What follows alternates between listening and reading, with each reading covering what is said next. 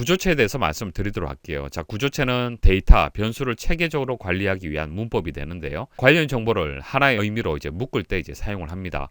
자바는 이제 객체지향 프로그래밍 언어를 자바라고 얘기를 하는데, 자, 자바에 대해서는 이제 C 언어가 끝나면은 이제 자바 수업을 시작을 할 겁니다. 지금은 잘 모르셔도 됩니다. 자바는 객체라는 개념으로 해서 프로그래밍을 하는 프로그래밍 언어가 되는데요. 거기서 이제 클래스라는 개념이 있어요. 자바에서 클래스라는 개념이 있는데 그 개념하고 유사합니다. 지금 모르셔도 되고요. 배열하고도 유사합니다. 배열은 같은 자료형의 묶음을 배열이라고 부르는 거잖아요. 그죠? 캐릭터에서 A 10개짜리다. 이런 식으로 배열을 정의를 합니다. 그죠? 자, 이렇게 정의를 했을 때 동일한 자료형에 대해서 배열을 정의를 하는 거잖아요. 문자면 문자, 뭐 정수형이면 정수형 이런 식으로 해서 같은 자료형의 묶음을 배열이라고 얘기를 하는데, 구조체는 자료형이 달라도 상관이 없습니다. 서로 다른 자료형을 묶는 것이 가능하다는 얘기입니다. 그래서 내가 원하는 어떤 자료형을 만들 때 구조체를 사용할 수가 있어요. 예시를 설명드리면 이해를 하실 겁니다. 한번 보도록 하겠습니다. 구조체를 정의를 할 때는 시작될 때 스트럭이라고 일단 입력을 해줘야 됩니다. 그리고 구조체 이름이 들어가요. 그리고 블럭 내에 구조체 멤버라는 것을 정의를 하는데 이런 겁니다. 자, 우리가 사람을 표현을 할 때, 자, 사람은 한 명이 아니라 여러 사람이 있잖아요. 그죠? 여러 사람의 데이터를 취급을 해야 되는 경우가 있는데, 그 사람의 어떤 성질을 나타내는 여러 가지 요소들이 있을 겁니다. 이름이 있을 수도 있고, 나이가 있을 수도 있고, 주소가 있을 수도 있잖아요. 여러분들이 기사 포스트 사이트에 회원 가입을 할 때 여러분들의 이름이라든지 뭐 교재를 배송받을 주소라든지 생년월일이라든지 그런 것들을 입력을 하잖아요. 그죠? 그 값들은 여러분들을 식별할 수 있는 정보가 되는 거예요. 이런 정보들을 하나로 묶는 겁니다. 묶게 되면은 사람이라는 공통성을 가지면서 묶을 수가 있겠죠. 이게 구조체의 개념이 되는 겁니다. 예시 보시면은 person에서 캐릭터 네임 50, 네임은 문자 열이 되겠죠. 그래서 이렇게 배열로 정의를 했고요. 그 다음 int, age, 나이, 어드레스, 주소 100개로 이렇게 정의를 하는 겁니다. 서로 자료형이 좀 다르잖아요. 그죠? 정수형도 있고 문자형도 있습니다. 근데 상관이 없다는 얘기예요. 서로 다른 자료형도 묶어서 정의를 할 수가 있습니다. 자, 이렇게 구조체를 하나 정의를 하게 되면은 사람에 대해서 A라는 사람도 있을 거고요. B라는 사람도 있을 거고요. C라는 사람도 있을 거 아닙니까? 각각의 사람에 대해서 프로그래밍 하기가, 데이터 관리하기가 쉬워요. 그리고 여기 보시면은 이제 구조체 이름을 대문자로 다 사용을 했는데 이것은 관례입니다. 대문자로 꼭 사용을 해야 된다 그런 것은 아닌데, 우리가 프로그램 코딩을 할 때 여러 프로그래머들이 같이 작업을 하잖아요. 그죠? 한 사람만 프로그래밍을 하는 것은 아닙니다. 팀 단위로 해서 진행을 하기 때문에 서로 약속된 관례로 사용하는 부분이 있습니다. 구조체는 전체를 대문자로 입력을 하자, 그렇게 일반적으로 약속을 합니다. 구조체 예시 코드 말씀을 드리겠습니다. 자, 코드 보시면은 이런 경우에 구조체를 이용을 하는 거구나 이해가 되실 겁니다. 자, include 해서 studio.h 그리고 string.h, 자, 두 개 헤더 파일을 include를 했습니다. studio.h 헤더 파일을 호출을 해야만 printf라는 함수를 사용을 할 수가 있습니다. 그리고 string.h 이 헤더 파일은 string copy라는 함수를 사용하기 위해서 먼저 가져온 것이죠. include를 했습니다. 자, 이렇게 해서 이제 처리가 된 상태고요. 구조체 정의하는 부분 보도록 하겠습니다. 구조체 정의할 때는 struct 해서 구조체 이름이 들어가는 겁니다. person이라고 들어갔고요. 그때 멤버 두 개가 있습니다. 이렇게 두 개가 이름과 나이가 이렇게 정의가 되었고요.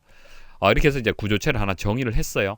자, 그럼 정의하고 난 뒤에 이것을 이용하면 되겠죠. 이용하는 방법 여러 가지 있습니다. 유현진, 김연아, 박지성, 페이커 이런 사람에 대해서 구조체를 이용을 해서 한번 선언을 해보겠습니다. 값을 한번 저장을 해서 출력도 하고 그런 과정 한번 설명 한번 드려보도록 할게요. 일단은 이제 구조체 변수를 선언하는 부분 말씀을 드릴게요. 자, 여러 가지 방법이 있는데 첫 번째 방법은 위에서 정의한 이 구조체를 이제 가지고 와서 변수로 만드는 겁니다. 그냥 struct person에서 p1 이렇게 정의하게 되면은 p1이라는 구조체 변수가 하나 선언이 된 겁니다.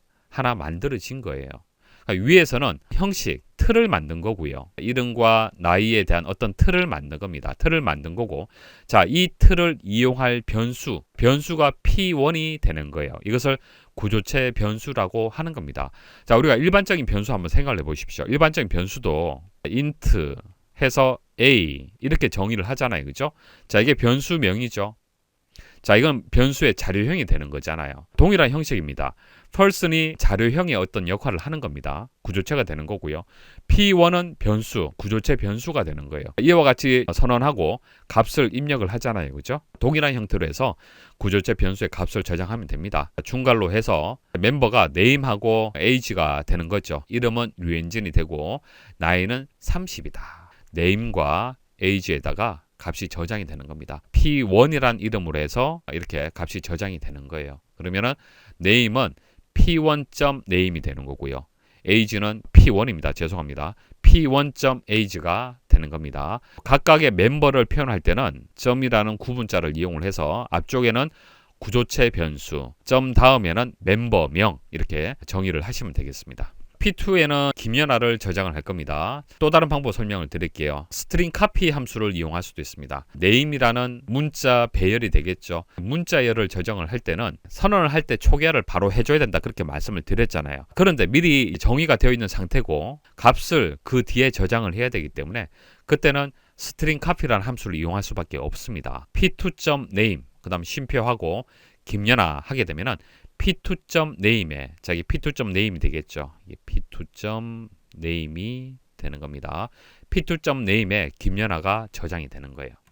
자, 그다음 P2.age 하게 되면 20, 여러분 20이 여기 저장이 되는 겁니다. 이건 P2.age가 되는 거예요. 또 다른 방법 보도록 하겠습니다. 우리가 일반 변수로 정의할 수 있고 그리고 배열로 정의할 수도 있잖아요. 그죠?